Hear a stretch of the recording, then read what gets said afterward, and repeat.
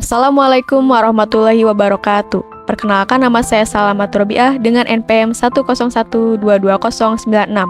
Video ini ditujukan untuk memenuhi tugas ETS mata kuliah PI saya dengan materi Ma'rifatullah yang artinya mengenal Allah. Di video ini saya akan menjelaskan hal-hal yang akan kita dapatkan jika kita mengenal Allah, cara kita untuk mengenal Allah, serta hal-hal yang dapat membuat kita terhalang dalam mengenal Allah. Tanpa berlama-lama lagi, mari kita mulai videonya. Yang pertama ada urgensi mengenal Allah, yang artinya adalah hal-hal yang akan kita dapatkan jika kita mengenal Allah. Apa saja sih hal-hal yang kita dapatkan kalau kita mengenal Allah? Yang pertama adalah Al-Hurriyah atau kemerdekaan. Sebagaimana Allah berfirman dalam surat Al-An'am ayat 163 yang artinya, tidak ada sekutu baginya dan demikianlah yang diperintahkan kepadaku. Dan aku adalah orang yang pertama berserah diri Muslim. Yang kedua ada At-Tumaninah atau ketenangan. Orang yang mengenal Allah akan merasa tenang dalam hatinya, sebagaimana Allah berfirman dalam Quran surat Ar-Ra'd ayat 28 yang artinya, yaitu orang-orang yang beriman dan hati mereka menjadi tentram dengan mengingat Allah. Ingatlah, hanya dengan mengingat Allah hati menjadi tentram. Selanjutnya ada Al-Barakat, yaitu keberkahan. Orang yang senantiasa mengenal Allah akan mendapatkan keberkahan di dalam kehidupannya.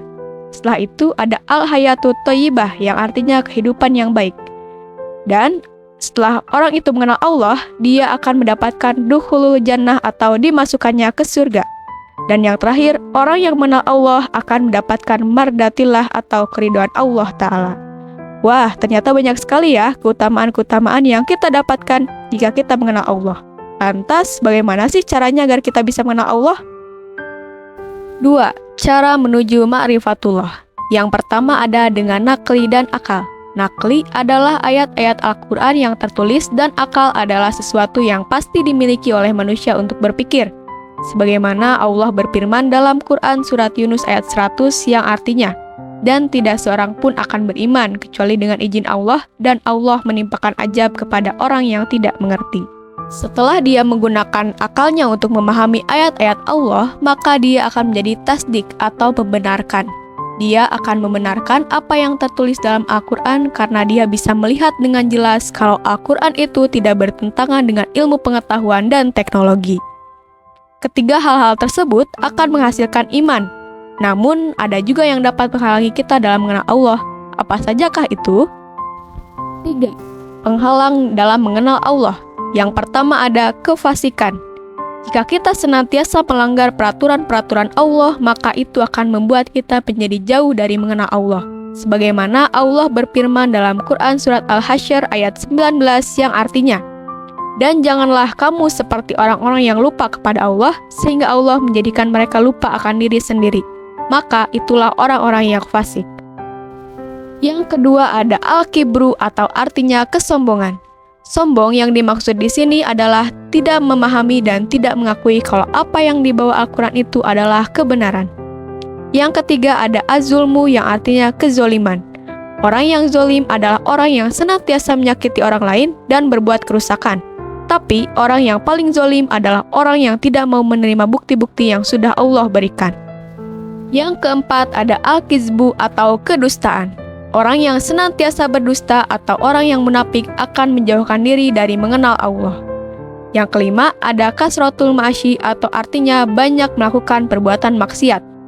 Sebagaimana Allah berfirman dalam Quran surat Al-Mutaffifin ayat 14 yang artinya, sekali-kali tidak demikian, sebenarnya apa yang selalu mereka usahakan itu menutup hati mereka. Ayat tersebut menjelaskan jika kita terus berbuat maksiat, maka hati kita akan menjadi kotor sehingga kita menjadi jauh dari mengenal Allah. Selanjutnya ada al-jahlu atau artinya kebodohan. Al-jahlu artinya adalah orang yang tidak mau memikirkan ayat-ayat Allah Ta'ala, baik ayat kauliyah maupun ayat kauniyah yang berada di alam semesta. Selanjutnya ada al-irtiab yang artinya keraguan-raguan. Keraguan-raguan ini datang dikarenakan kebodohan atau kurangnya keinginan untuk memikirkan ayat-ayat Allah. Ketika manusia tidak berpegang teguh kepada petunjuk Allah, maka ia akan senantiasa melanggar perintah Allah sehingga ia menjadi al-inhiraf atau menyimpang. Dan yang terakhir adalah al-ghaflah atau kelalaian. Orang yang lalai adalah orang yang enggan menggunakan apa yang ada pada dirinya untuk memikirkan ayat-ayat Allah. Sebagaimana Allah berfirman dalam Quran Surat Ar-Rum ayat 7, yang artinya, mereka hanya mengetahui yang lahir saja dari kehidupan dunia, sedang mereka tentang kehidupan akhirat adalah lalai. 4. Bukti keberadaan Allah. Hal-hal yang dapat membuktikan keberadaan Allah Ta'ala adalah sebagai berikut. Pertama, ada dari dalil fitrah. Sebagai manusia, kita memiliki fitrah untuk senantiasa menyembah dan mencari Tuhan. Hal ini membuktikan jika Allah sebagai Tuhan kita itu ada. Yang kedua adalah dalil indrawi. Dengan panca indera kita bisa melihat alam semesta serta diri kita sendiri yang mana kita pasti ada yang menciptakan. Yang ketiga adalah dalil akli. Sebagai manusia, kita diberikan akal oleh Allah untuk berpikir dan memilih mana yang benar dan mana yang salah. Yang keempat ada dalil nakli. Seperti yang sudah saya jelaskan sebelumnya, dalil nakli adalah ayat-ayat Al-Quran yang tertulis, dan Al-Quran menjadi bukti bahwa Allah itu ada. Yang terakhir adalah dalil sejarah. Banyak bukti mengenai sejarah kaum terdahulu yang diazab dan tertulis dalam Al-Quran, dan itu menjadi bukti sejarah jika Allah itu ada. Setelah kita mengenal Allah, maka kita akan menjadi mengesahkan Allah. Ada 3 jenis dalam mengesahkan Allah. Yang pertama adalah Tauhid Rububiyah. Tauhid Rububiyah artinya mengesahkan Allah dan meyakini Allah sebagai satu-satunya Rob. Dialah Kholikon, pencipta, Rozikon, pemberi rizki, dan Malikan, pemilik. Yang kedua ada Tauhid Mulkiyah, artinya mengesahkan mulkiyatullah.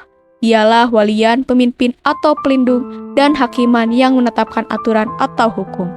Sebagaimana Allah berfirman dalam Quran Surat Al-A'raf ayat 196 yang artinya, sesungguhnya pelindungku adalah Allah yang telah menurunkan kitab Al-Quran. Dia melindungi orang-orang yang soleh. Dan yang ketiga adalah Tauhid Uluhiyah. Tauhid Uluhiyah artinya mengesahkan uluhiyatullah, yakni dialah satu-satunya tujuan dan yang harus diibadahi. Sekian penjelasan dari saya. Mohon maaf bila banyak kesalahan karena kebenaran hanya milik Allah Subhanahu wa Ta'ala. Semoga bermanfaat. Wassalamualaikum warahmatullahi wabarakatuh.